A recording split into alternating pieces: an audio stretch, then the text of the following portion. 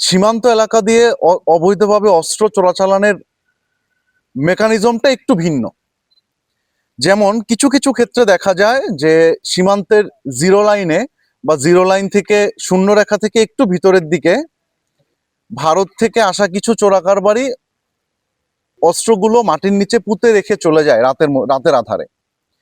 পরের দিন সকালে বা দিনের আলোতে অথবা পরের দিন রাতের আধারে যার কাছে অস্ত্রটা এসেছে সে আবার কৃষকের বেশে কৃষিকাজ করতে গিয়ে সেই গর্তর যেখানে খুঁড়ে রাখা হয়েছে সেখান থেকে অস্ত্রগুলি নিয়ে আসে।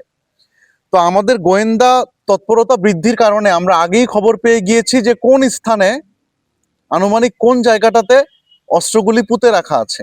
যার নেওয়ার কথা ছিল সে এসে নেওয়ার আগেই আমাদের অভিযান পরিচালনা করে সার্চ করার মাধ্যমে আমরা অস্ত্রগুলো উদ্ধার করতে সক্ষম হয়েছি।